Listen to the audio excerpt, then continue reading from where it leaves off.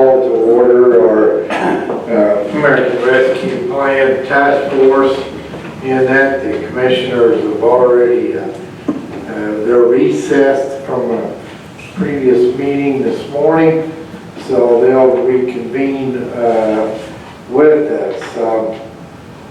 As we'll go through here in there. We are going to call our meeting back to order now. Okay? Okay. The minutes are, we do not have the minutes from the previous meeting, so we'll hold that off. We don't have a quorum to go ahead and okay them. So, okay, first of all, on our, we've got the Jeff Thomas and Greg Hopkins, electronic speed limit signs for schools. Anybody in there representing that? Jeff, come forward.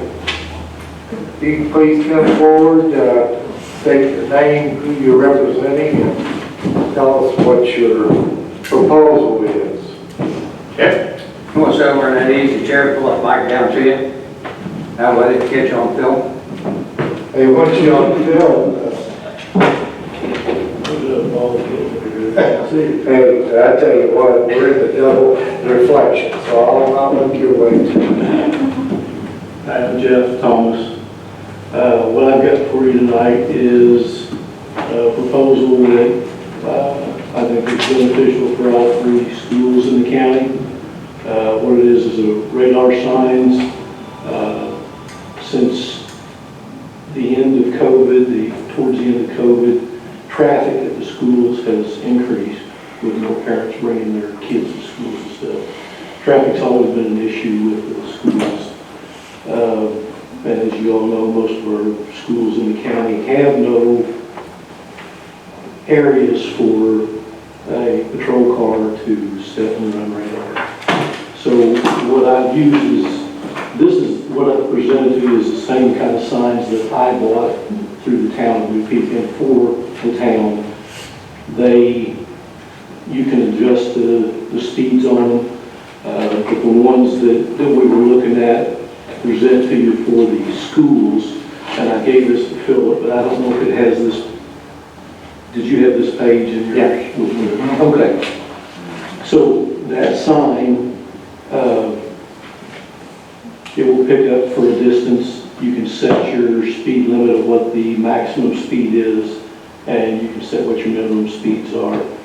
There's one feature in this sign that is new, where a person from the school, whether it's the administrator, school resource officer, or an IT person, can actually program these signs for an entire school year. So you have your school zone time from, say, 7:30 in the morning to 9:30, which would be like 20 miles an hour. Your typical speed, other than that, is 30. Then at 2:30 in the afternoon till 3:30 or whatever, it will go back to the slower speed sign. The days that you're not in school, fall breaks, Christmas breaks, it can already be programmed to where it just has your steady 30-mile-an-hour speed limit with no school zone flashing. Okay. There's several options. I think you've seen in the spec sheet on the back page with the prices.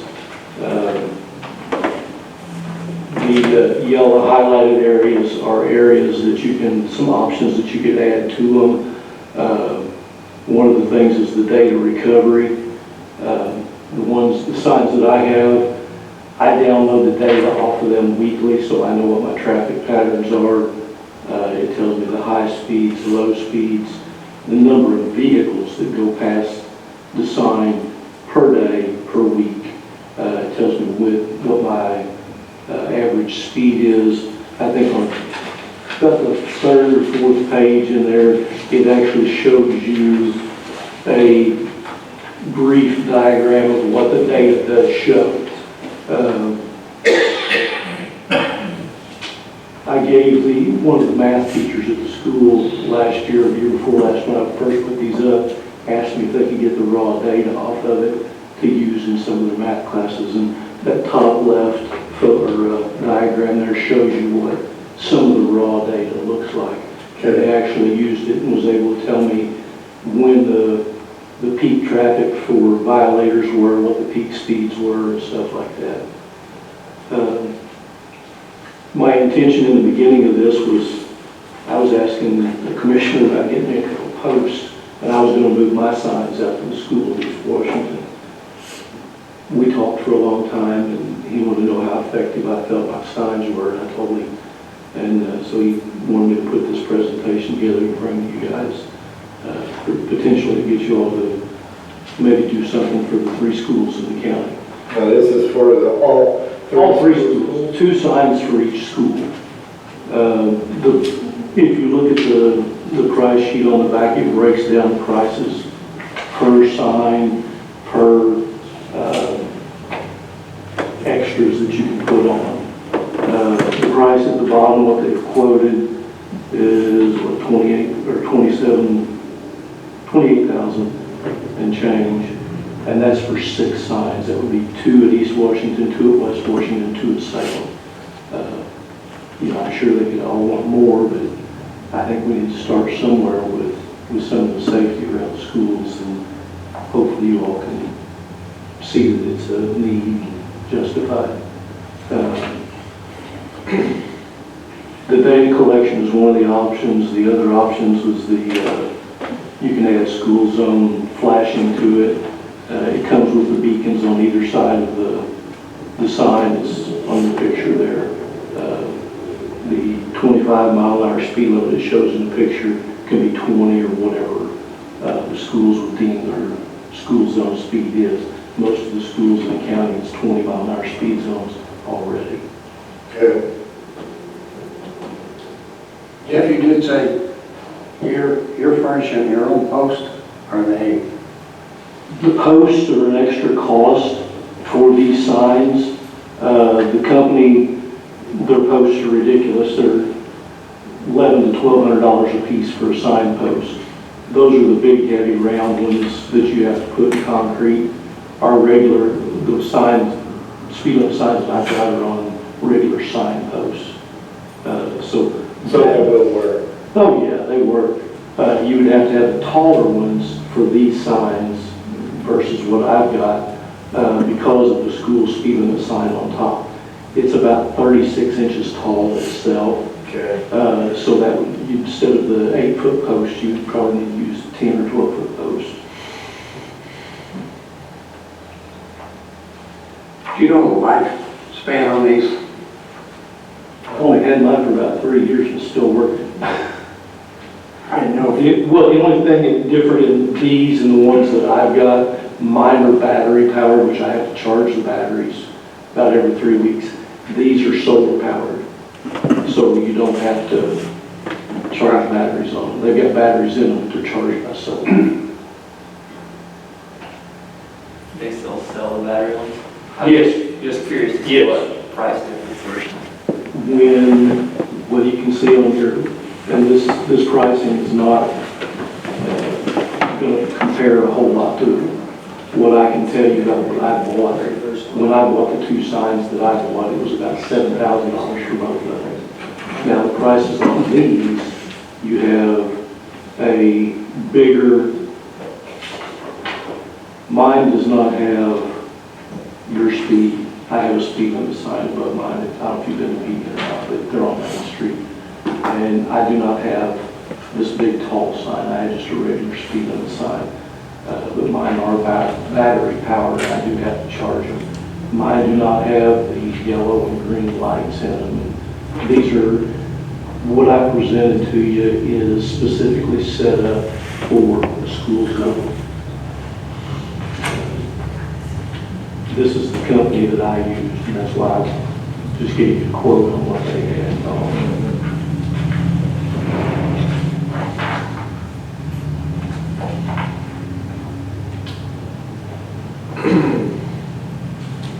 In the options on the back, if you did add the number 7 option, which is the flash, the simulation of the camera flash, it's $90 per unit, so it'd be 90 times 6. And then the school zone option number 8 there, that's another $90 per unit. The programming for the school year is already added in. The only other option that's not added in is the full data package. It's a $275 one-time buy. You never have to redo it or have it redone. Once you buy it, it gives you the data that you can use. You can download it weekly, monthly, daily, however you want to do it, if you want to go with that option.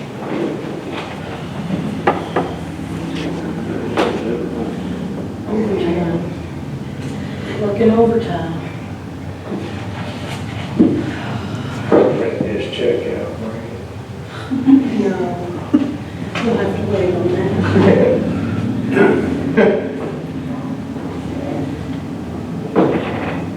Right now, we're looking at this as far as for 3 school systems. I don't know if you've heard about We've it. talked about it in the office, so. All right. I'm not good at presentations, so if you got questions, just ask me, because Well, I had actually heard about it myself before, and, you know, I think that Aaron had talked about this out there. So, if you got this. I did make contact with all 3 school superintendents to make sure they were interested, and they were very interested in it. I myself would like to have it for when they're leaving school, to tell you the truth. Yeah, I would too. How about getting run over? I stopped with the signs that I've got in town. I stopped more administrators and teachers, and parents than I did kids. Well, I've told the boys not to leave, my dad's until 3:30. So if it's 10 to 3, you sit. Exactly. So we got some school bus drivers here, they can attest to Well, I that. stopped a couple of schools. Is that right? Oh, yeah. Matter of fact, I stopped one from West Washington, drove a short bus over there a few years ago.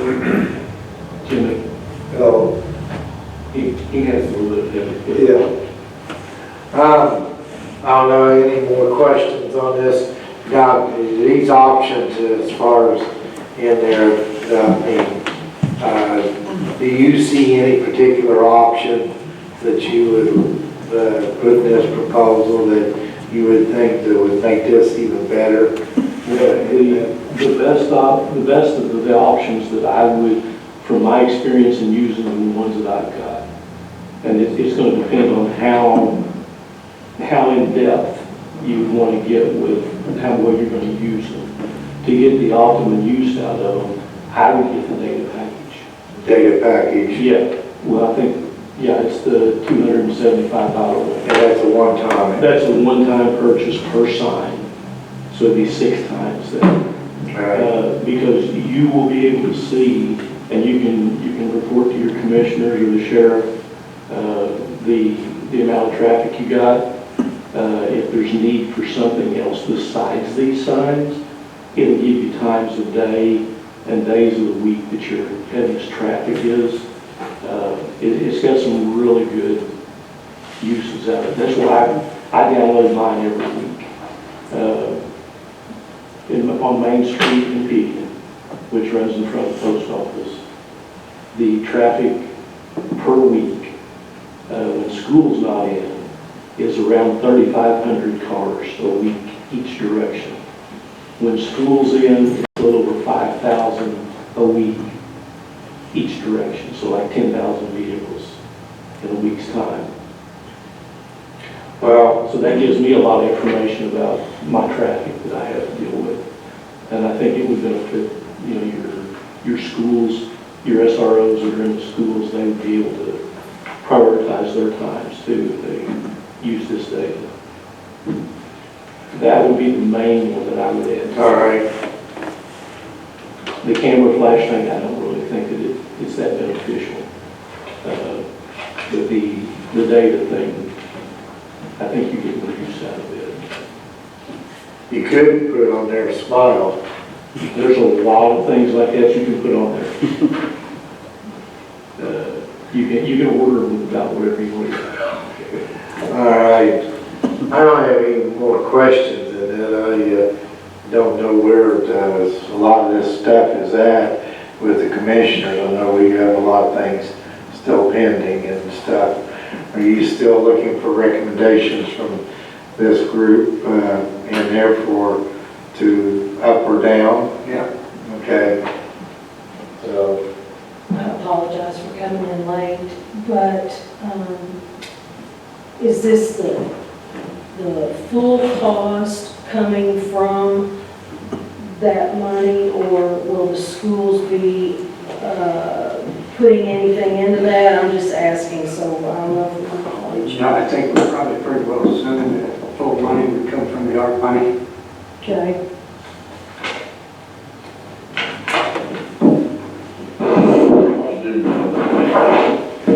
The elementary's got one there on that straightaway to them. And if you come into West Baden, there's one there, and then there's one at Orleans. And it gets my attention. well, it gets my attention too. Yeah. You don't know when there's going to be an officer sitting on the other side of it. I think it works. Well, that's one thing. It's not so much giving a ticket as much as having the driver aware that there is a speed limit. For them to voluntarily slow down with that. When you drive down the highway, if you see a police car, what's the first thing you do? Slow down. You lift your foot whether you're going to speed limit. Well, I try not to hit the brake lights because It's a dead giveaway, right? Yeah. But, you know, it's like keeping your doors on your house locked. The locked door just keeps an honest person honest. Well, I think it's good. Regular time just keeps an honest driver honest. Parents get in a big hurry sometimes, and they're always running late. But there's a lot of options you can put with this. So, you know, the bottom dollar price on there is a starting point, and then you can add to it going up. Adding all three of the three options there I talked about to it, I think that would bring it up to like $31,086 or something like that. So, All right.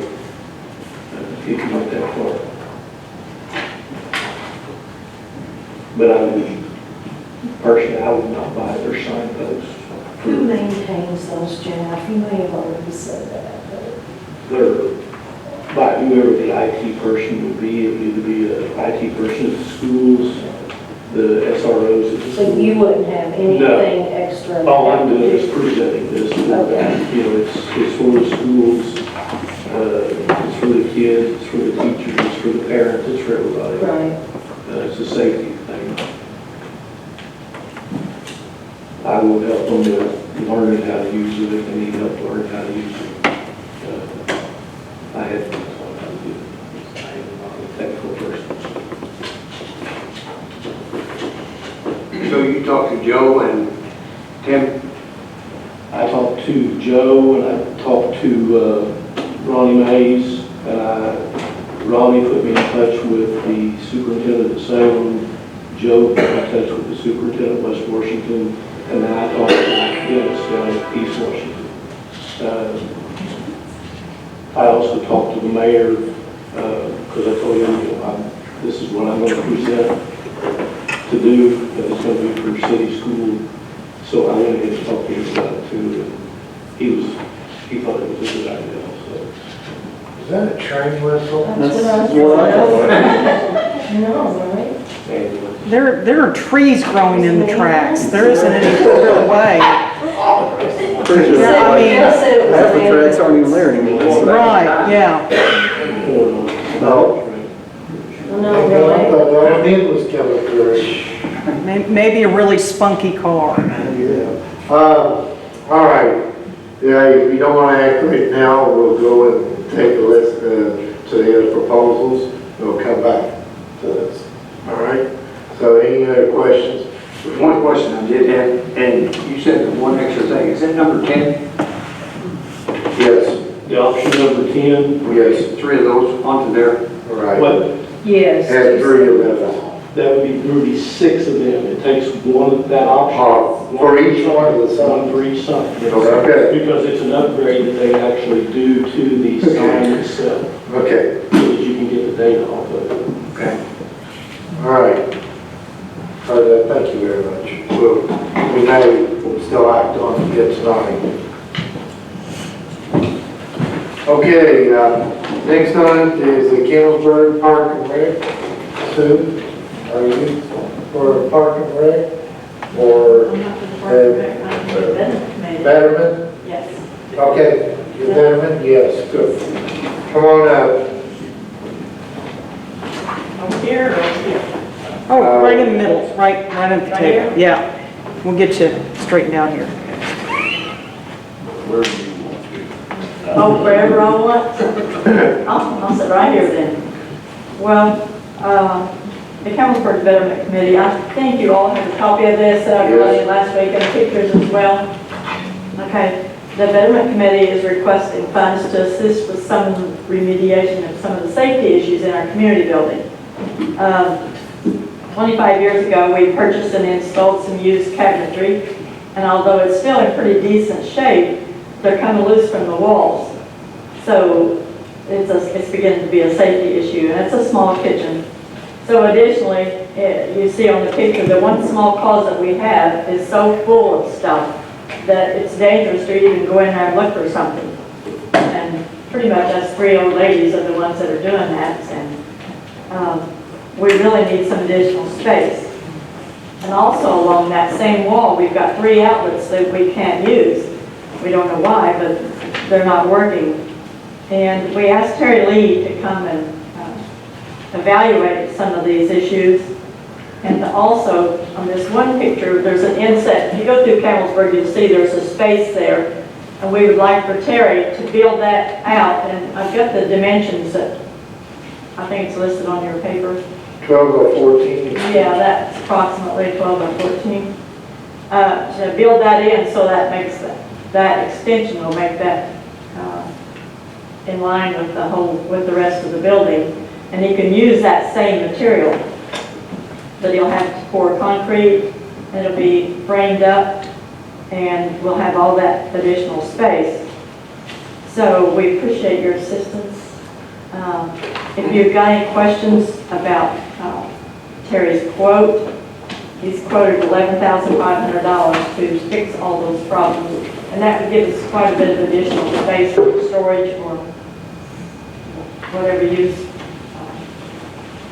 is needed.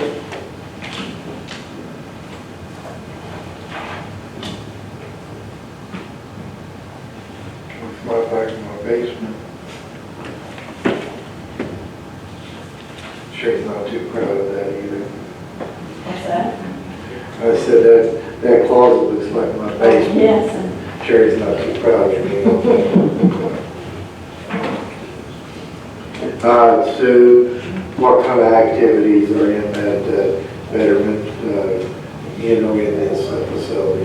in this building, Yes. we use it a lot. You can go by there any weekend, and Saturday and Sunday, and a lot of times on Friday, there'll be activity. There was a family reunion Sunday. I think there was a party there on Saturday. And then we also make it available free for any kind of charitable organization, funeral dinners,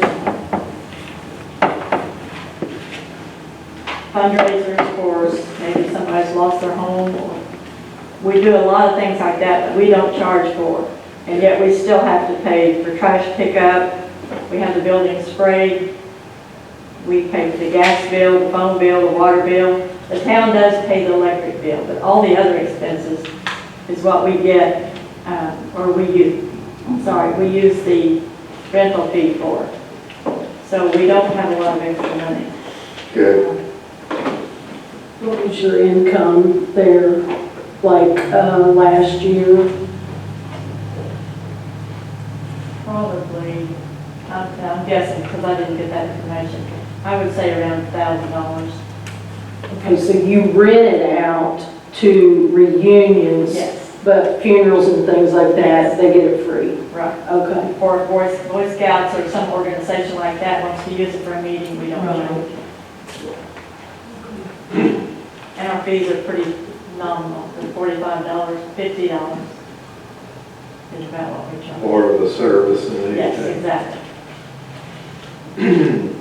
All right,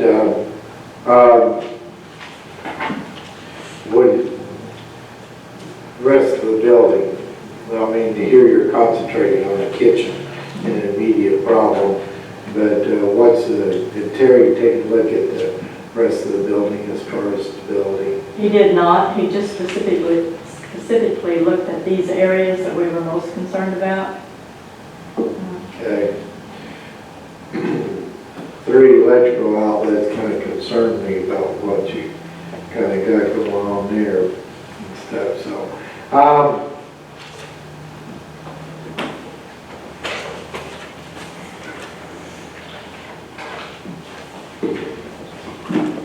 Town own that building?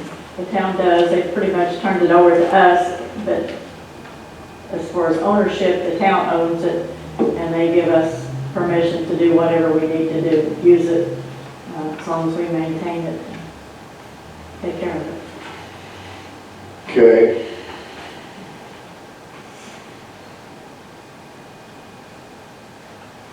Any more questions? And let me ask you this, as far as COVID during 19, basically the building wasn't used at all, correct? Right. Did you see increased deterioration because of that non-occupancy or use? No, not really. Okay, It's just some of the funds we didn't get because we weren't able to. correct. It'd be nice to have the, since we're kind of tied with this remarks to COVID, in there to have some, what loss of revenue you would have had on, in 19. You could do that, and if I personally, as far as some information, would like to have Terry maybe look at some, a little bit more about the rest of the building, and how good a shape it's in. Right.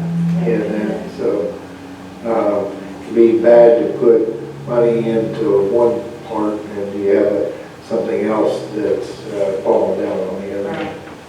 So, and, but that's all the only questions I have right now. I don't have any. All right. And by that, that is a polling place for burning and around that. It is.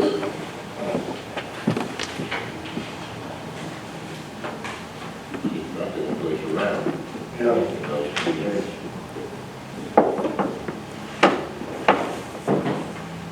It is a real asset to Campbellsburg. Well, yes, it's definitely an asset. Okay. All right, any other questions? We're just kind of going to. I do have one, just real quick. Have you ever, I know you said that the town of Campbellsburg, they just more or less gave you that building and said, here it is, keep it up.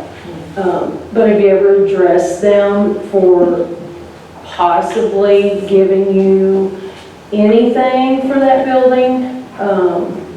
Out of their budget, they should have something they could help donate. They have, they put a new roof on it at one time. Okay, And like I said, they pay the electric bill. All the other utilities, et cetera, we take care of that. a new roof is good. And we put, new flooring in the bathrooms and things like that. Okay, so they do help. Yes. Yeah, okay. Right. All right, thank you very much. Thank you. Blue River?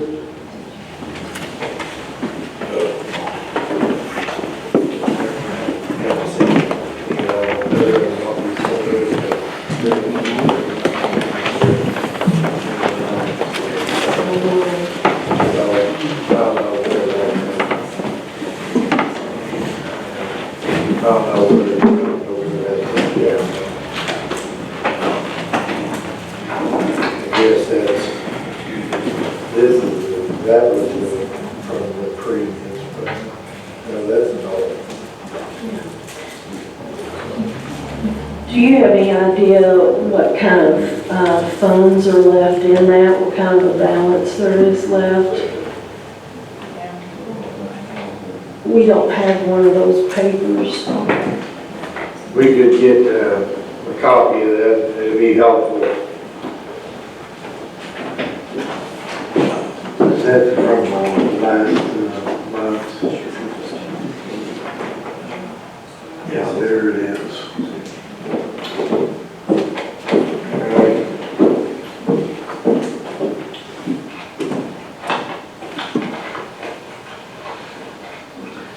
All right, well, whoever, go ahead and introduce yourself and who you're representing at the proposal. I think you just got an update for us, for some additional information, so.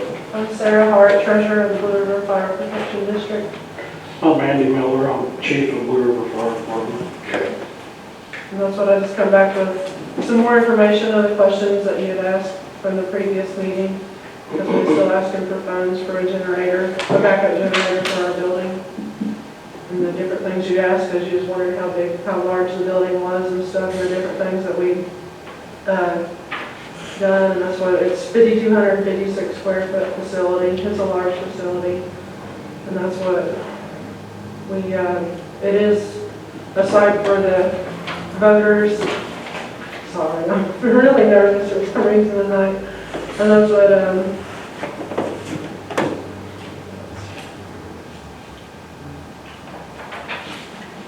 the other thing that you'd also asked, because you had given out $15,000 to the departments at the end of the last year, and with that money, I stated that we had bought a 2010 Ford F-450 medical rescue truck, and I took a picture and showed you the picture of that, because it was a $40,000 truck, so we do have money invested in it. Thanks.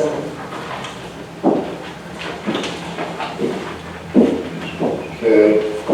We was just, I guess just asking for the money for the backup generator to offset some of the cost of some of the projects that we have going on. Because we're budgeting to hopefully purchase a new fire engine, because ours is a 1997, and it does have age on it. And you had also asked about our budgets, and I sent a couple copies of the budgets.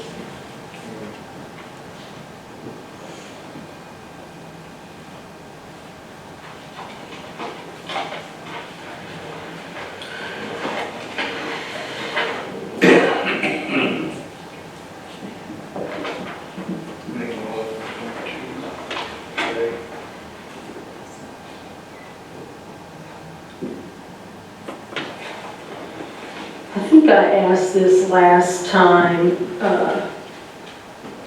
Rick, you probably know the answer to this. All the other fire departments, is this something they all have? Is this something, tell me about that. As far as what backup generators, Yeah. I don't feel. It's not something that is common. I do know that Brown Vernon has one, because I'd asked Bob, and he said they've had one for several years. I believe Posey has one. Okay. So the ones that I guess we associate or talk to, I guess, because I see Bob regular out at school, and I'd ask him, and that's what he did tell me, that they have had one for several years. Well, you've got electric doors too, don't you? As far as your openings, your doors in there, so, but I guess if emergency, if the power was out, you could trip the emergency and flip it up and stuff, but. Not only that, we have a very nice building full of copper water lines and 4 very expensive apparatus sitting in there. If the electric goes out in the wintertime, it can freeze up and cause a whole lot of damage really fast. I mean, it's kind of a insurance policy for taxpayer money. I mean, there's a lot of tax money been spent on that. We need to protect it the best we can. Would they figure a quote on this? Did you have a generator company do the quote? It was a place out of court, and I can't even remember the name. Yeah, we had a quote from him, but he never would get back with us, so we just kind of had to. Well, we just put a 25 kW generator in the ambulance building, basically for the doors and some emergency lighting. You can't run everything. You're buying a 100 amp generator with a 400 amp transfer switch. And I'm in question why you're going to the 400 amp. That was the quote we had. We had to come out and inspect what we had there, and that's what we was told, that we'd keep the lights on, and keep the heat on. I don't know. Not my area of expertise. We had a better salesman than we did.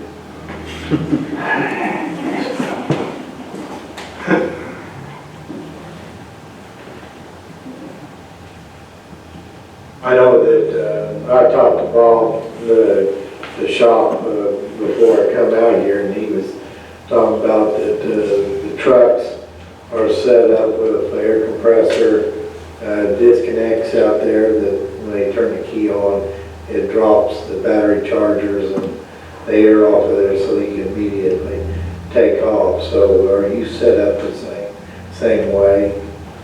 We have air drops at each station for a truck and electric drops to keep the batteries charged. So it does disconnect whenever the ignition. Now, the air compressor, if you're out, Only one of our trucks can be hooked up to the air compressor, but all of them can be plugged in. And a couple of them, if they're not plugged in, they will sit there and the battery will go dead. good.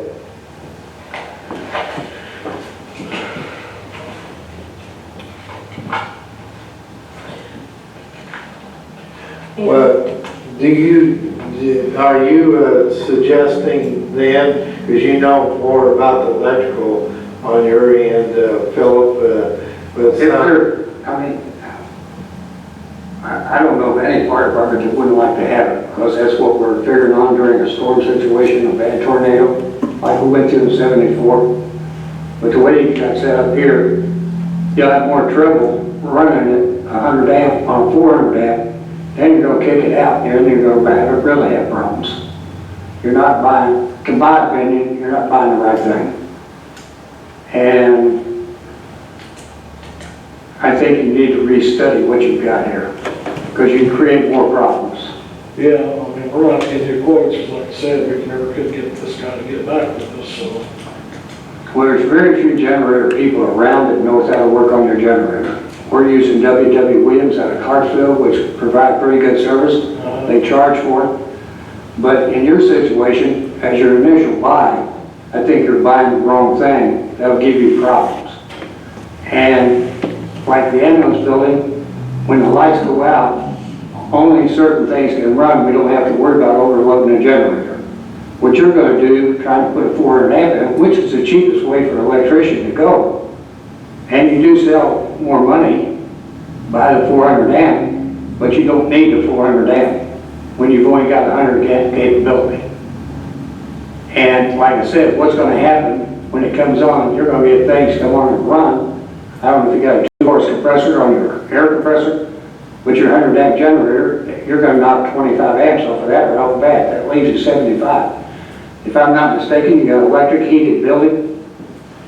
We have gas heat in the bays, but they're electric. So you want one of those heaters to take care of the copper pipe that you want to take care of. You want your refrigerator circuit during a storm situation. You want emergency lighting that people can come to you and use your building. And I think you probably need to get a hold of somebody to come in and sit down with you and talk to you and find out what you really want to do. Will you repeat the name of that place in Clarksville, please? I'm sorry? Will you repeat the name of the place in Clarksville? I can get you a number. That would be wonderful. That would be great then. You want to buy the right thing. Yes, You don't want something that's going to give you headaches. And right now, you're asking for headaches with this quote. okay. Thank you for the information, because we've looked around different places and called different places. They're hard to come by anymore. Yes, and it, And there is some out there, and there's some people selling junk, and there's some people trying to sell you for everything you got. But you don't want to buy that setup. Okay. That'll give you nightmares more than what you got fighting fires. You want nightmares and fighting fires. A point of clarification, and then, now you are a fire district, correct? Yes. So you have your own tax base, right? Yes. So you do not pull funds from the Howard Township trustee, correct? No. Okay. That was asked. So, okay. Sounds like then during the discussion here, that maybe that we get a secondary quote. So we know that we're looking at the right place.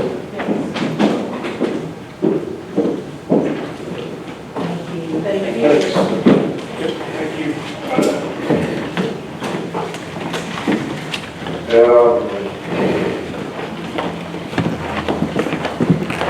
I'll get back on that. Very good. Those township water.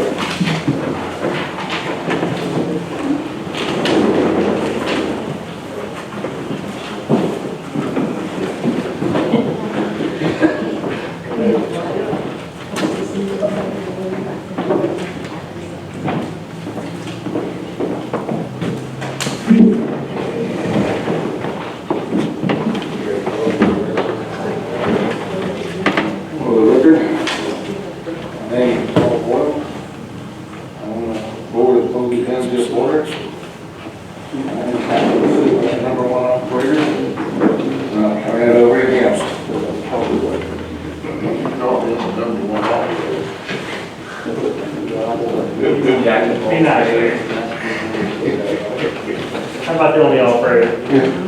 Maybe that sounds better. You'd be number one. Well, here we go. Okay. Brian, Yes. where are you at? I think for what we've come back, I was going to answer a few of your questions you had from last time. Starting on the loan payments, you guys are curious about. We have 4 loan payments that will come in 2027, 2034, 2034, and 2050. I know that was one of the questions from last time. The loan payment in 2027, when it comes off, it's $2,087 a month. So that kind of gives you a, I know last time you guys were wondering how much would come off our loan payments when the first loan was paid off. So that's how much comes off.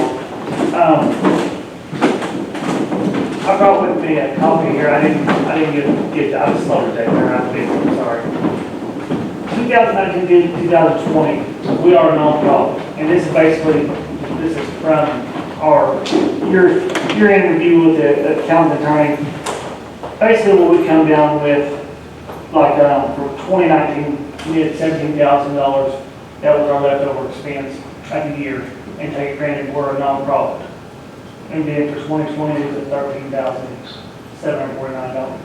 So that's why when we brought you this bid here with this, because we take care of the rest of our things, but we knew with the customers on this, the rock and everything that we was looking at, there was no way we would ever be able to pay for this. And this is where kind of what we come back to as far as the last meeting.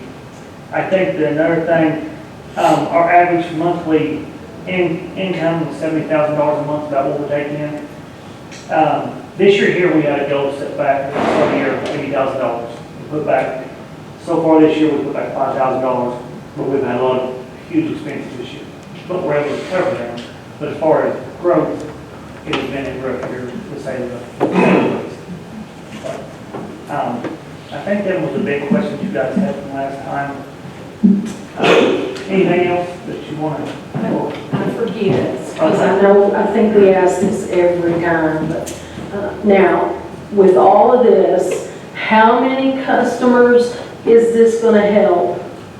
Okay, for new water extension, for the new line, the 2.5 miles, 15, anywhere from 10 to 15 will be, we have 12 committed right now, but then you will double up on meters, so we're figuring 15 meters will be sold unique if we've done this. Now, the extension coming from, once we come up Kansas Church Road, provide about 50 more people raising off using the underwater tower. We'll raise the pressure up for altogether the 50 up Kansas Church Road, and then Morgan Lane, West Portion School Road, plus the people on Holy Chapel. So we'll be close to 100 people will be affected by the water pressure. That's one of our other. And that's the main reason for the whole project, Yes, right? is to get the water pressure up to them. But on top of that, as from the first month I was here to the second month to now, in the second month, the Holy Chapel extension that we're looking at, we had 3 customers. One was a poultry farmer, ran out of water. So that's when we really stepped up and, you know, we realized again, if we can do anything, we need to get that water. Because there was 2 houses right beside them on Reagan's Road, and then in front of them was Josh Shields Poultry, come to us and had completely run out of water. For about a week, they'd haul water back and forth from we have the water distributors at the office in Harrisburg, and they haul it back and forth. So that's when they become a major priority as far as this went. And we knew water was short up there. The whole area up there, water short, and that's basically why we have everyone up there that can get on us, is on us. So that's kind of where we're at from there.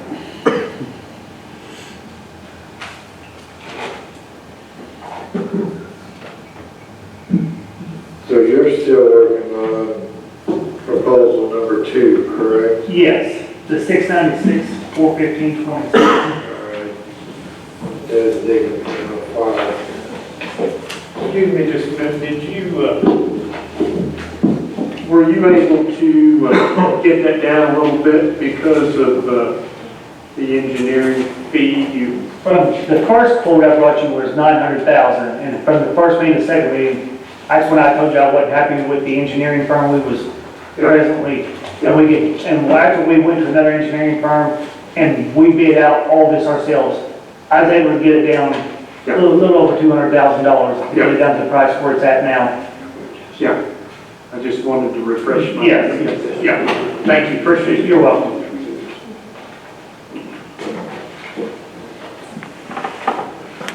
All right, any other questions? I guess some of the questions that's going to eventually come up is how much money we're going to have left over with these earmarked projects, you know, what we can do and not. Trying to be fair to the entities that are kind of waiting for that decision. And that, I mean, we're kind of in limbo of presenting magic, you know, bouncing the ball up here and there because we don't have a stagnant figure to work with. I mean, for one, is that the $1 million that the commission and council has pulled off to the side, you know, as a stipend out of there. And Out of that $1 million, for clarification, we are making $30,000 off that for 6 months. That will give us more money to work with. okay, we're still got $1 million that's. We did pull $1 million out, which will gain us $30,000 more to put into this fund on giveaway. All right. Some of these other projects. All right, that's going to go a long way for a couple of items. And, It will, but at the same time. and then the other one, and I still have a question on, is the $600,000 fuel tank. I still have that in question as far as that's a wise choice to use this ARP money. Get the paper. You took.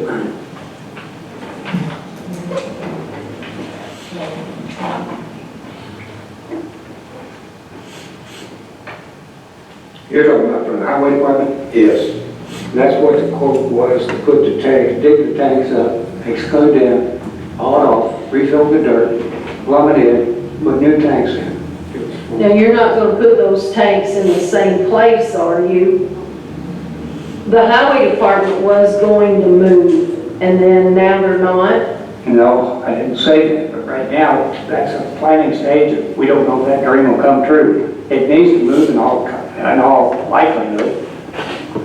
We're overloaded, we're outsized, there's no place to put anything. So it would be, not a good idea to put those new tanks there. You're right. But as far as any of the rest of the answers, nothing's been decided. We're in the preliminary stage of trying to figure out what's best there. It would be crazy to do that, to be honest, Sheriff, you're right. So right now, what you're saying in there, obligated is 372. But there's a lot of, are you saying that the highway department, that there's some unknowns right now as far as the location and whether those fuel tanks would be? That's one of the considerations we're looking at. Do we want to stay there and invest in money in the same spot when we know it's a mistake?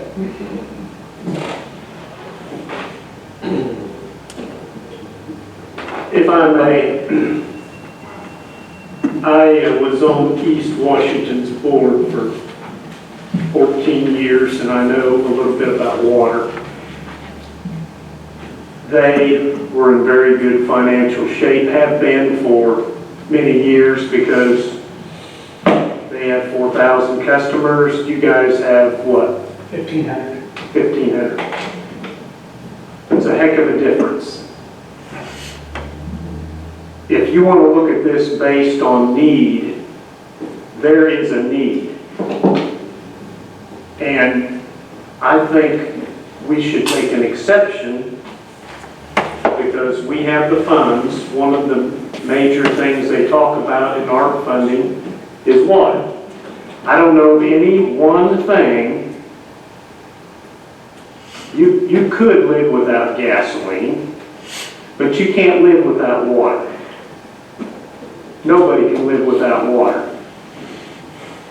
They've had pressure issues. They've got a couple poultry operations. People rely on them.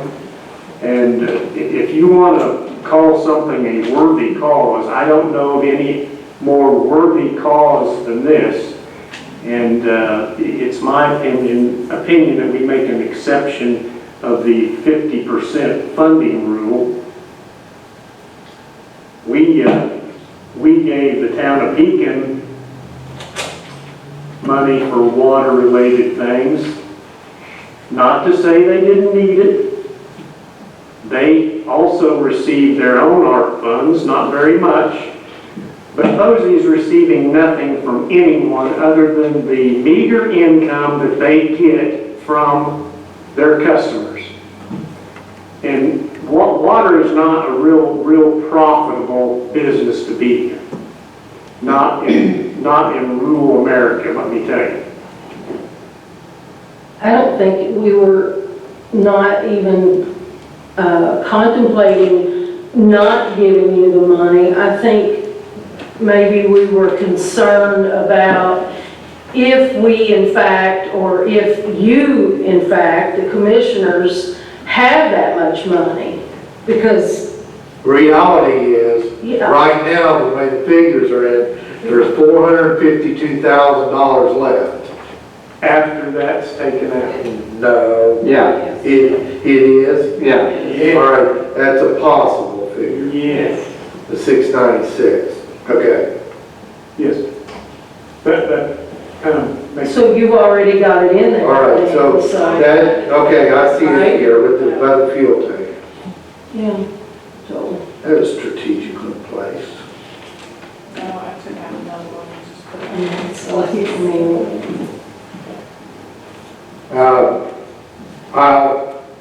I mean, I'm in agreement. Of all the proposals in there, if it helps in the human good as far as quality of life, to the community and individuals, and water is definitely one of those. Sewage, broadband, whatever. I think I'd rather have a drink of water than I would get on my internet, to tell you the truth. So, but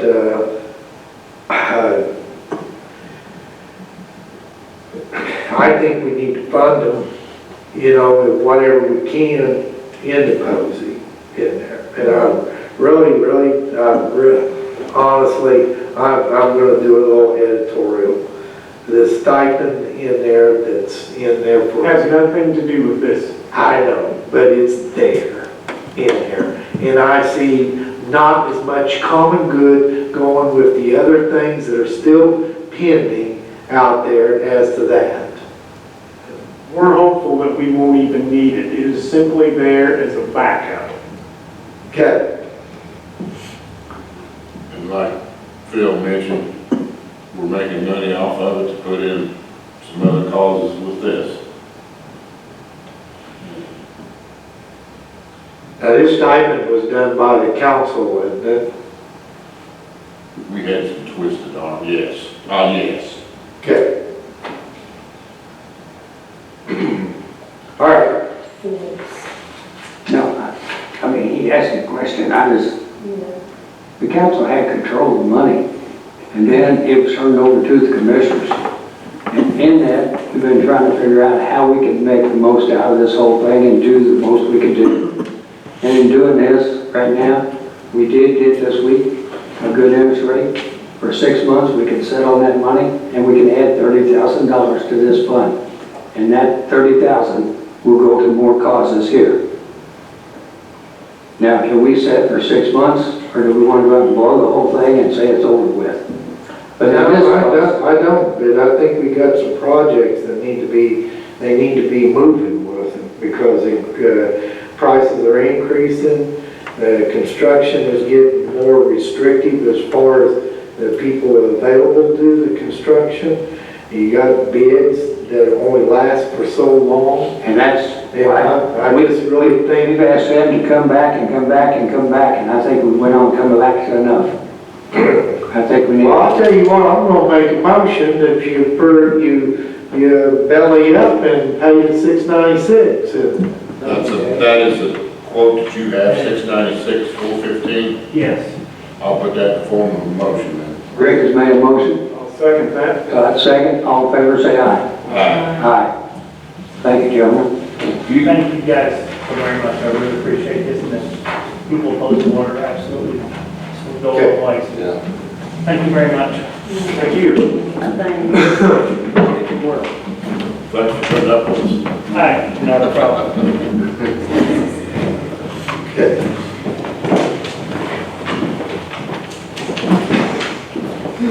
Christie, YMCA. Who's this? YMCA. These chairs are moving. Oh, I know. Good evening. I have a team here. Yes, you do. Yes, I'm Christy Curley for the YMCA, along with Desiree Prater and Chelsea Miller, also with the YMCA. And I'm going to roll up another chair here if you don't mind. Yep.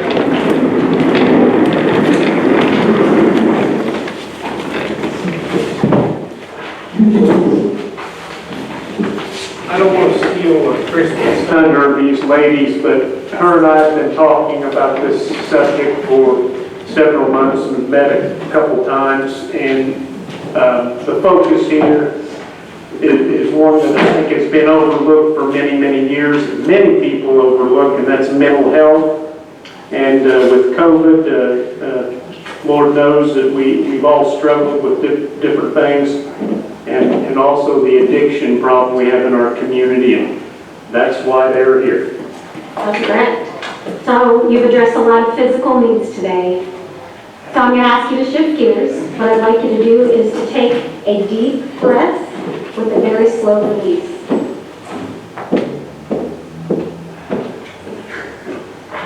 All right, we're going to relax and we're going to talk about mental health. We are. We're going to talk about mental health. Did you see a keynote to work on that? I know that that's what helps me. Okay. And you know, in fact, I'm going to ask you not to open that booklet right now, because I want to read you, I want to paint you the ugly picture of what's happening right now in Washington County. The packet in front of you was created by Desiree Prater, our prevention coordinator, Chelsea Miller, our branch director at the Washington County Y, and I'm the CEO at the Y, and together we've put together this presentation because this is a very important topic, as Mr.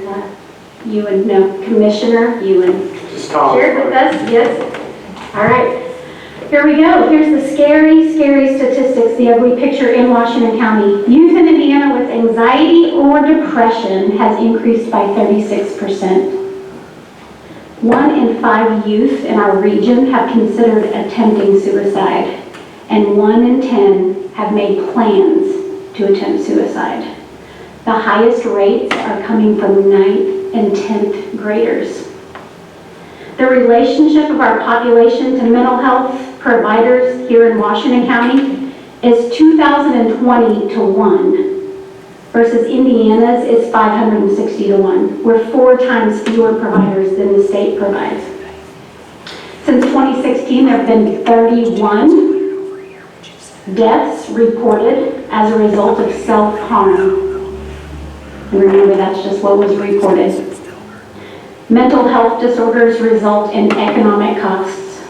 Employers are losing nearly $5,000 a year with poor attendance and nearly $6,000 a year per employee due to turnover. Lack of child care is a contributing factor to poor mental health. And in Washington County, we're a child care desert. Nearly 1,400 children are in need of care. For every dollar invested into early learning, $4 are returned back to your communities. Risk factors for poor mental health are attributed to poor nutrition, uses of drugs or alcohol, stress, and poverty. Studies prove that these can be combated with healthy diet, exercise, nutrition, learning coping skills, strong peer relationships, and achievement. So we've read the ARPA document through. I've met with Commissioner Ewan a few times to talk about this important issue.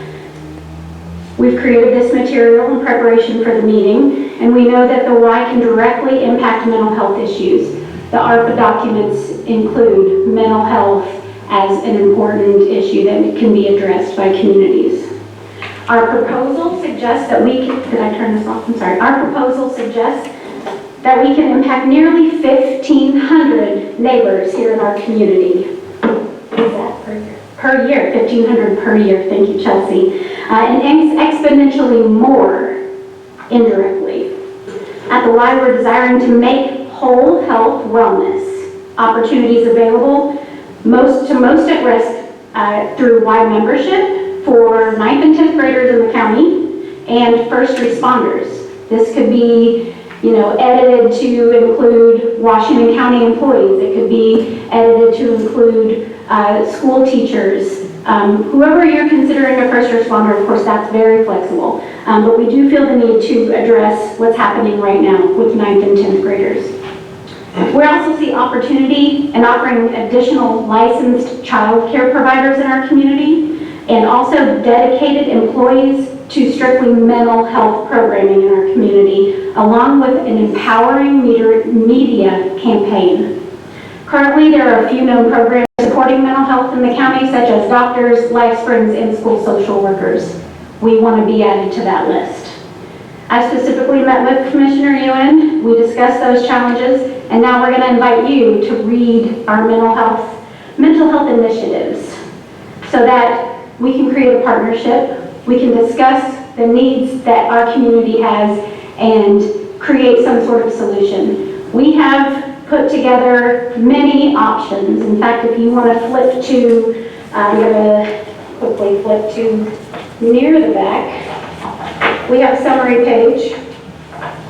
Page 26, recommendations and conclusions. Now, this is, well, that's just the beginning of it. But that breaks everything down. Now we do have page 30. Nope, that's just the child care. Just kidding. Page 31. Page 31. So this is an overview. We've kind of ranked them in 1 to 7, 9th and 10th grade memberships. Memberships for first responders, dedicated staff. We feel like if, dedicated mental health program staff and also the mental health programming need to happen together because we currently don't have the capacity for one employee completely dedicated to mental health programming. And we also feel that media campaign, again, needs to have oversight in order to be impactful. So we have the asterisks next to 3, 4, and 5 that we feel like are very important to have together. We also have, as number 6, a child care center for just a 1-year startup for us to help get get it off the ground. And then also youth programming scholarships. Again, all of them are very important opportunities and ways that the Y can address mental health in our community. All or some can be funded, but of course, it's just 7 of, I can tell you hundreds of ideas that these ladies and I have put together that we can do to impact our community in the area of mental health. So that's in talking with Todd, we decided we wanted to come and make this proposal to you. We wanted you to take some time and read this packet because there's a lot of information there and a lot of scary statistics. We want you to think about it. We want, anyone not at the meeting today to have access to this, to read it, and we'd like to come back in October and address more questions that you have. Got a couple questions for you. Child Care Center, you're looking at the 1-year startup. That's to enhance or start a satellite child care center, or what's your intentions there? Our intention is to add another location to offer child care. We know in Washington County, we get calls every day for people whose child care providers have either they've quit and they're looking for a new one, or they're full, or, I'm not going to go to this child care provider because they go on vacation all the time and I don't have reliable child care. There's a lot of reasons that people need child care right now. One of the major reasons is how expensive it is.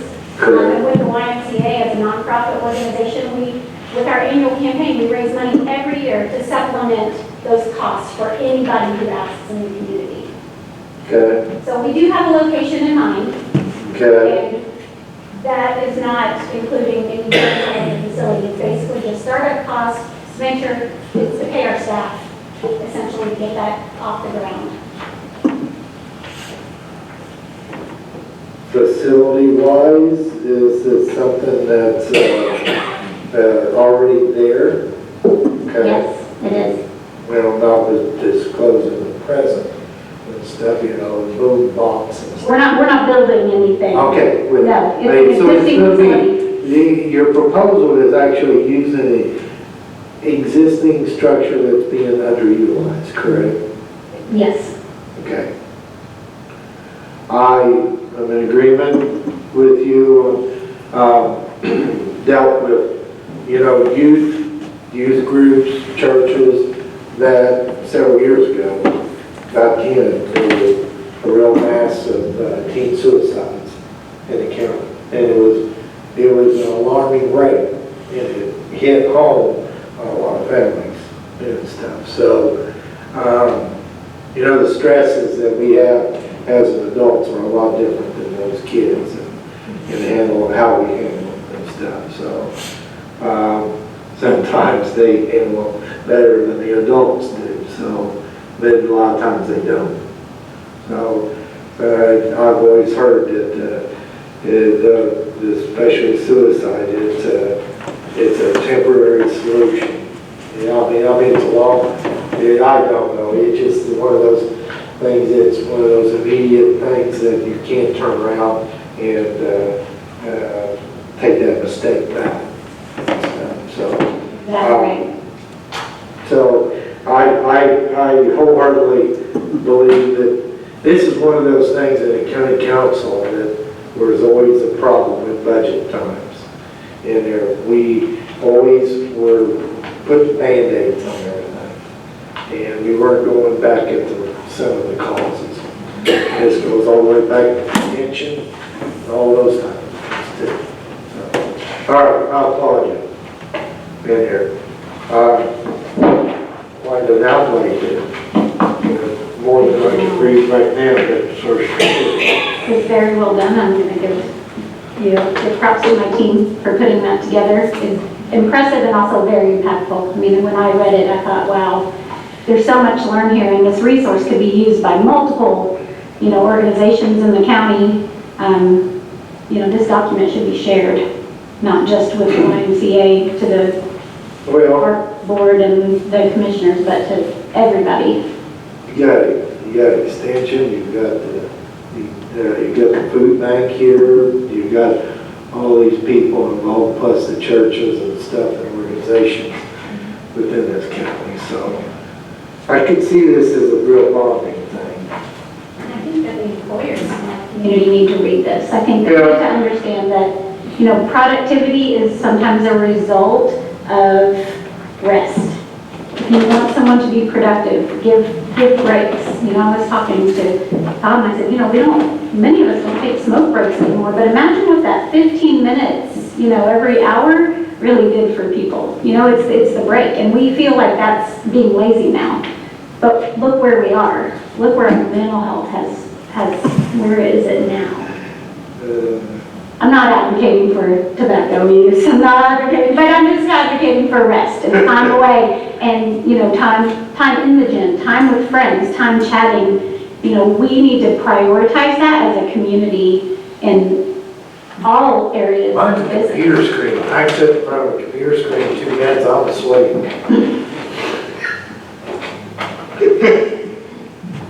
They say sitting is the new I smoking. think they call that sleeping. They do. Sitting is- Sitting is the new smoking. It's unhealthy. It's, yes. Yep. All right. Any other questions? I mean, this is a lot of material, we need to review it in there. I mean, honestly, out of your proposals here, what would you put as a priority? Prioritize, you know, your different things here. We ranked them on the back page, and number 1 is memberships for 9th and 10th graders and first responders.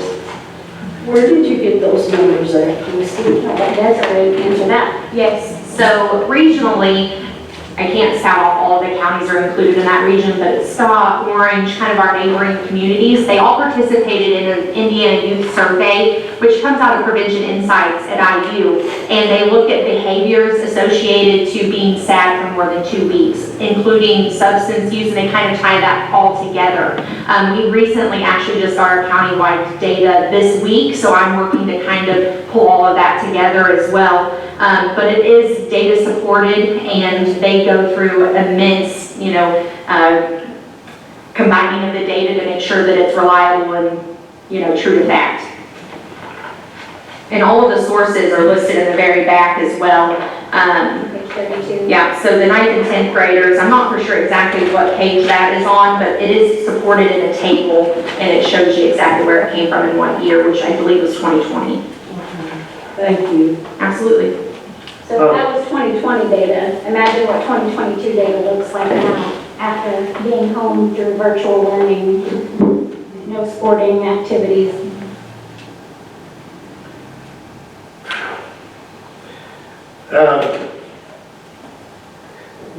What do you, not just the membership, but what do you see that really would energize this age group? I think we need to give them purpose. I think this age group is, they like to be together, and I think they like to make a difference. So one of the things that the YMCA really focuses on is service and volunteerism. And anytime we can get young people engaged in, you know, serving younger children, being role models, you know, being part of a group exercise class or being part of anything. We have a kayaking club that's going out. If we can get those young people to prioritize being together and not sitting behind a computer with headphones and chatting with each other or texting each other, if we can prioritize these public activities where they can be together, that's just for them, then I think they're gonna enjoy that. I think that is gonna be, you know, that's gonna relate to their positive mental health. We have a space right now, due to another program running a free after-school program at Salem. We have a room right now, a smaller room, but, you know, we've been discussing turning it into even a teen room, a place where you can come and hang out, not just work out, even though we know that, you know, the physical activity actually does create positive endorphins in the brain. But just hanging out together can do that too. And we want to be a place where kids can come and do that without parents, without structure, not like our, you know, preschool programs are, or our traditional after-school program is where you have a teacher and you do this and then you do that, and a place to just hang out. And schools are locked down after school now, you can't do that. your kayaks club. Now, is this something, Christie, where these kids have to be members in order to do that, or they can come anywhere, from anywhere, and they don't have to be a member? Right, they don't, a kayak club right now, it's $10 to participate in any of our outings. And, you know, if that isn't possible, then again, our financial assistance could cover that. And we have those periodically. We've got 2 this month. We have a hiking club that meets periodically also. So again, trying to find, I've used sometimes, our parents even call and say, hey, what do you have for this age group? And I say, well, what do they like to do? And sometimes it's just, you know, getting a member engaged in what they're passionate about and bringing other people along. You know, sometimes we have people just meeting after school to play basketball. I mean, these aren't basketball players in school, but they still like to play. And maybe they don't feel comfortable playing with the All-Stars. They come and hang out at our YMCA. They've learned pickleball. They play basketball together. They play their music. We had a movie night at the YMCA a couple of weeks ago, and they hung out and had food and watched the movie. Some of them left, but they were at the basketball courts until dark, just hanging out. And I love having a place for them to do that. Well, I think a lot of churches are trying to duplicate what you're talking about too. You know, have an alternative, you know, for the kids to come to and stuff.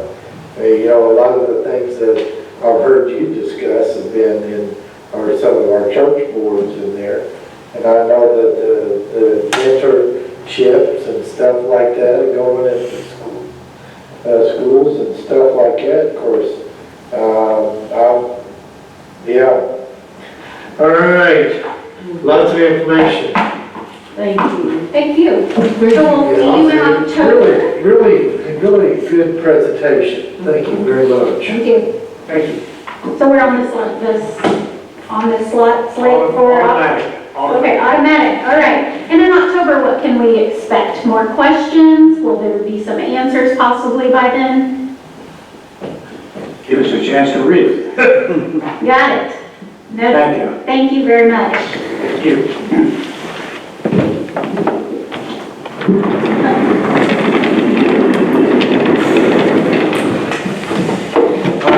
We've got Mark Ledgerwood and Maurice Godfrey. Hadn't seen you for a while, so you want to come on up and kind of give us an update as far as the food and stuff.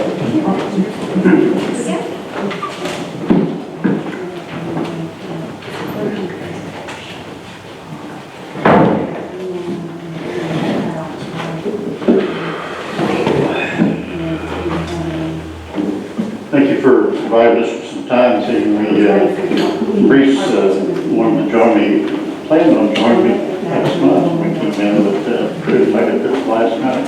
Anyway, I might add that we gave you a tour of the food bank recently, and you saw firsthand the situation that we have there regarding food in the building, and it's really low. It's the lowest it's been for several years. So we're under some stress right now when it comes to food, and we're looking for more volunteers. And then we've got this request that we submitted to the ARP committee that was approved, by the way, but we're trying to get a better understanding of where that stands right now also. We know it's approved, but we understand that it's not an automatic that we're going to get the money, because there's more money allotted than what you have, I understand, so. But right now, it's been approved by the ARP committee, and it's transferred to the commissioners for theirs. And so as the money, you know, as far as what we were discussing about what was left and what was pending and stuff like that, yeah, there are, and it depends on how some funds are actually released up and what they go to. We would invite all of you down to the food bank. We'd be glad to give you a tour. This is the first time we've ever asked for government money, taxpayer money. We've never had it before. But our food costs And the increase in people coming to the food bank is really up. Today, we had 72 families come in seeking food. That's the highest we've had by far since the crash of 08, 09, or 10. And about half of these people that come are children. And that's important. Also, the people that come to the food bank are invisible. They're your neighbors. You don't know them, but they are.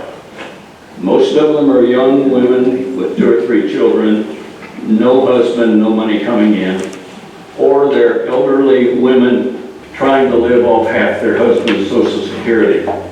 They can do okay in the summertime, but in the wintertime, when they have to buy fuel, they're in trouble.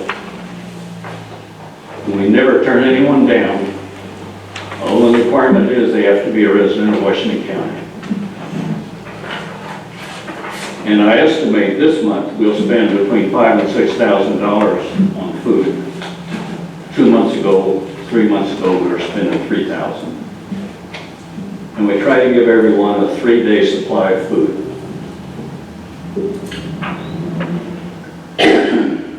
Refresh my memory about what you were asking for without me digging. I've got it in here, but do you have that figure offhand? We had, the 2 items that we put on our request initially was for a new heating and air conditioning system and an awning for the front of the building. Right.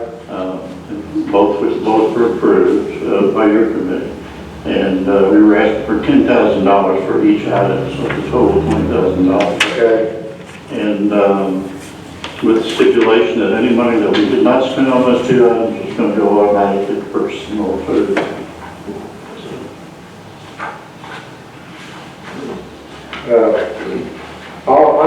I'll interject just a little bit because I did go visit down there and Mark took me through it. They introduced me to several of the volunteers in there.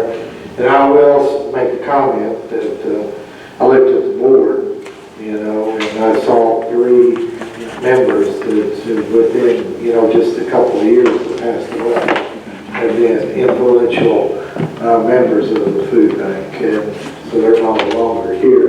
I understand your problems as far as volunteers. It's a building of many rooms in there. I mean, it's functioning in there, but it's many rooms in there. What I took away from it in there, I would hate to have to move any food in that area because there was nothing that was kind as far as dollies going up steps and around corners, and that it's in need of some modifications to make it more functional, I feel. And so I know you guys are dealing with it in there, but my observation was there wasn't any ramps, that to bring food up into from outside, from truck carriers. Immediately when you come in, you have to make a decision to go left or right in there. So, it's in need of some things, as far as structurally, and there to just make it a little bit easier for you guys to do your job. Well, I appreciate your comments, but we think we're in heaven compared to the old jail. Well, I know. I made a comment, because I bet if there was 2 cells, it was the old jail. 3. 3 in there, so unreal. Yeah, I guess you guys are kind of in heaven there. So, but You're right in your comments. So the building is owned in there. That was one question that was brought up in there. I didn't go down to the basement. I just saw how things were laid out with shelves and multiple rooms in there. I don't know if that building could ever structurally, I don't know where the load-bearing walls are at in that building. if you could even take some of those walls and doorways out in there. But I think opening that building up could do a lot of things, you know, for you as far as making it handier. Well, I think I wasn't a party to the initial design considerations when they moved into the building, but Maureen Lee had played a big part in that, and I think that if there was a possibility of doing what you're suggesting to ease the flow of traffic and food through the building, you would have acted on it initially. I think we've done about all we can do with the structure. Yeah. So there was people outside that were being cared for while I was there and stuff, so, You know, like Marie said, we had 71 families today, which is, I worked from 7 to 12 a day. When I got home, I looked at my step counter, and I had almost 10,000 steps in this morning. So we're hustling around there trying to get things done. So, excuse me, I have a question. Gentlemen, I appreciate all you do for the community. There's certainly a need. I need you to help me out, help us out a little bit in trying to muddle through this, because we were told from the beginning, or suggested by a wise man on the council here in Washington County, and I'm glad he told us this. He said, now you have to remember one thing, this so-called free money, which we all know it's not free, but it's going to be gone, and it's going to be gone in really a short period of time, you know, in relation to our lives and what you do in the future. He told us to make sure whatever you do, that it doesn't become a burden to you or someone else in the future. In other words, it's no different than an alcoholic or a drug addict, you know. It's okay, but once you come down from your high, it's all over. So that being said, what I'm getting at is the word sustainability. What could we do to help you, not temporarily, but where we could do the most good long-term to help you?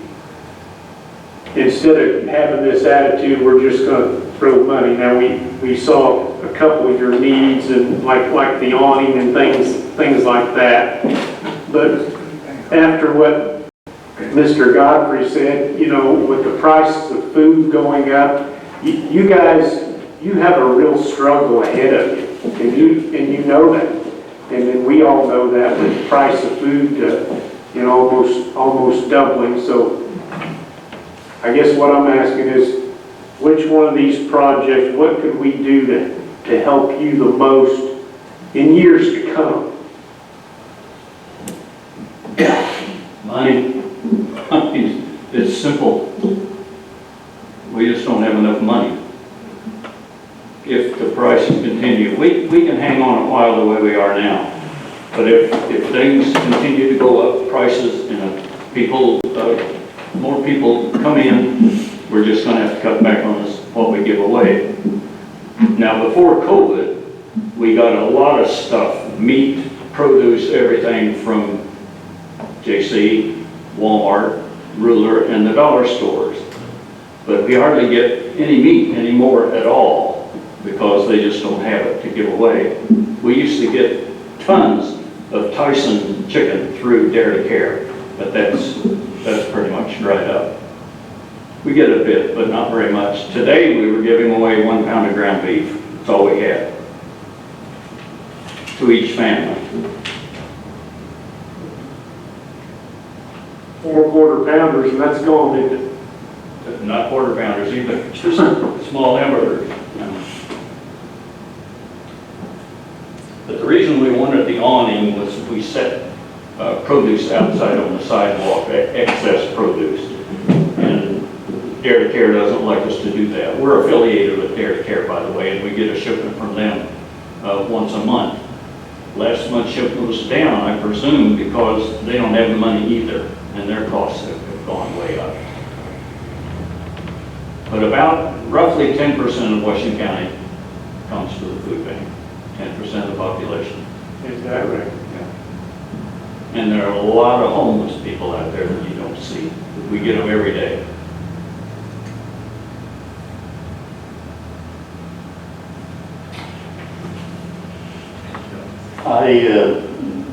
To respond to your question, the first thing that comes to my mind is a better building.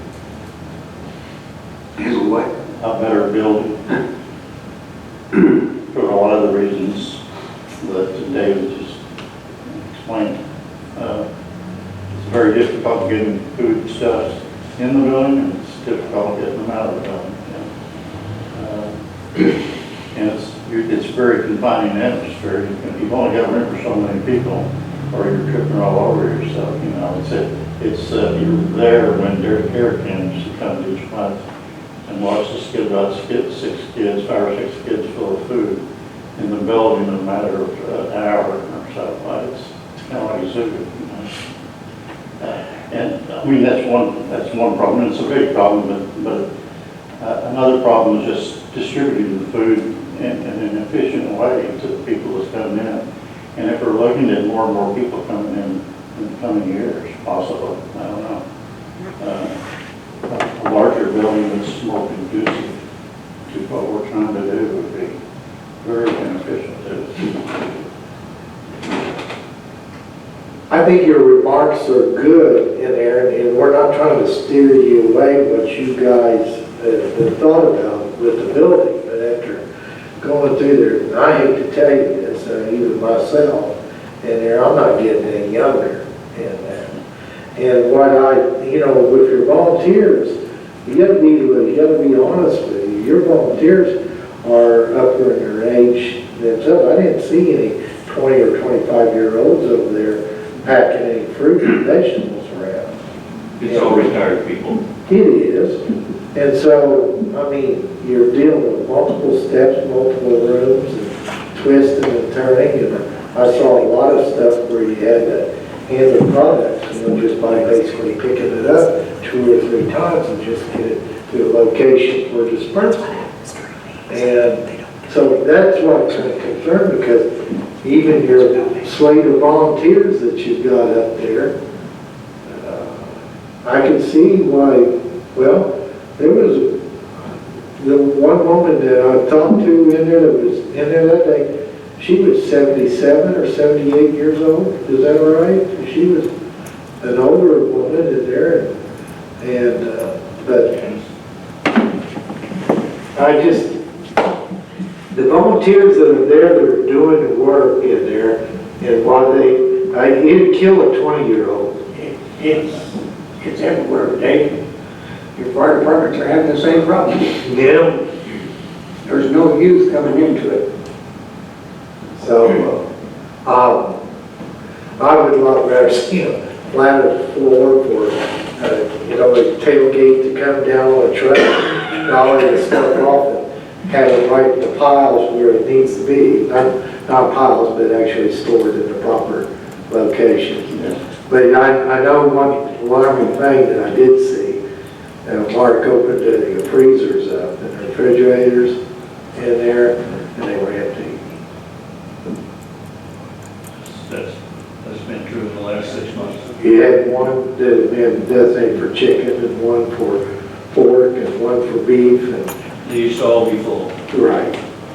every day. Okay. We did make one possible change. We talked with the heating and air conditioning people, 2 of them actually, and we've kind of given up on that. We'd rather use the money for food and make the one last as long as it'll last. It's 14 years old. One guy said it could last 10, 12 more years.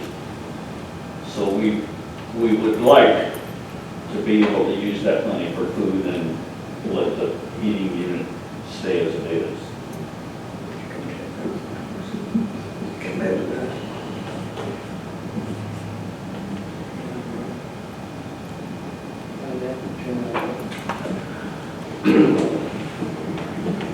It's past us. Yeah. How funny. You have anything that you'd like to add,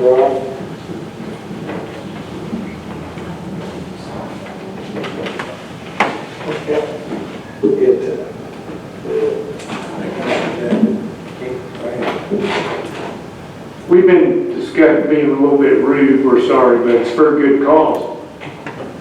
I'd like to make a motion that we give you the 20,000, and we would like to commit for now a minimum of 10,000 a year for the next 2 years.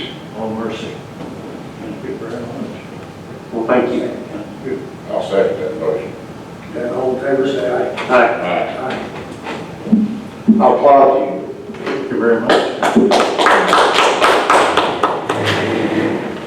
Thank you.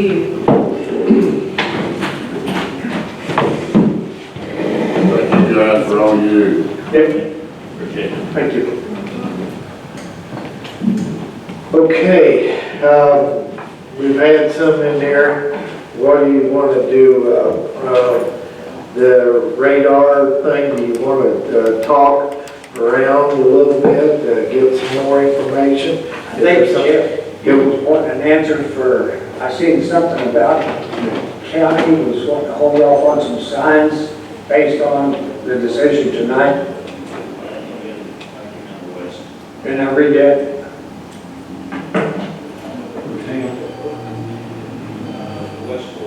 I don't know what you're talking about. You mean the speed signage? Yeah. Schools? Yeah. Are there boards pending our decision on what to do? School boards? We're not really pending, we're just interested to see if they would like to do something. I'll make a motion that we go ahead and allow Mr. Thomas with the police department to go ahead and purchase these 6. 2 for each school. 2 for each school, total of 6. With the options? With the options, With yes. the options. I think you said $31,085 or something. It's right here. I'll second that. All in favor, say aye. Aye. Aye. Motion carried. You have something? I do, if you got time. Yes. So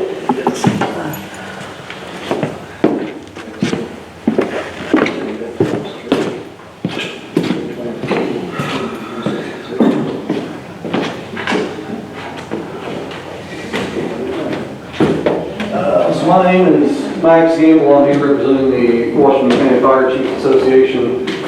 The 11 departments that entail that in the search and rescue team. So I know I came a couple months ago, presented some info on what we done with the first allotment that you gave us. I think I presented some ideas of what, some other things they'd like to do. I know our chairman was supposed to be here this evening, but he was unable to. He made a mention that there was some discussion about us coming back for a second allotment if there was any additional funds. So that's just kind of why I'm here this evening, is to put it out to you guys and see if there's any additional things. I know some of the departments are still feeling the effects of COVID, people not coming to their fundraisers, which typically is a lot of their operating costs. Still kind of hurting from things going on. I know some departments got some guys interested in doing some like EMS training classes, so trying to find some money for that, I think is kind of on the table for them. So, like I said, just kind of put it out there, see what you guys think about it, and go from there. Well, any feedback from what that money you got used for? I do, so I know I brought some stuff last time. I went ahead and brought pretty much something I brought last time, but it's what each, I think there's one department I didn't have. It's what each department purchased. Some of the stuff we're looking at purchasing again, or would purchase if another allotment was given. I know there was some personal protective equipment, PPE type stuff, turnout gear. I think there was some medical stuff bought, gloves, face masks, things like that. The SCBA's, the breathing packs. I know a couple of departments were able to purchase some rescue trucks to help run some of their medical runs. Obviously with COVID, the medical runs went up, so running a smaller truck is a lot more efficient as far as fuel and maintenance. So, but that's like, so that's kind of a quick list. I tried to reach out to the departments, talk to them about what they got, what they'd like to get. So, like I said, I know the big thing is, I actually went down to a fundraiser one of the departments held that I've gone to in the past several years, and it was, I mean, probably a quarter of what their participation usually is, and I know they use a lot of that money for their medical supplies and different things like that, so we're still feeling the effects of that. Well, I recommend if you can come up with a list of things that these departments would do, if you could have them to us by November, it would be helpful. It would really be helpful. That way, it would give us 2 sessions to kind of review the material and kind of look at the same type of timeline as what we had looked at with the fire departments also.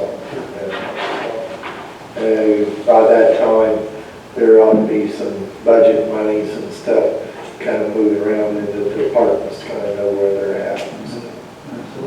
So if you could do that and relay that to your members, and that would be deeply appreciated. And thank you very much for this document here from all world out there.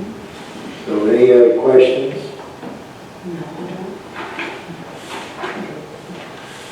Okay. I appreciate your time. Well, appreciate you being patient with us. No problem. Thanks, man. Is there anything else needs to be brought before this task force at this time? Let it be presented. If not, I'll entertain a motion to adjourn.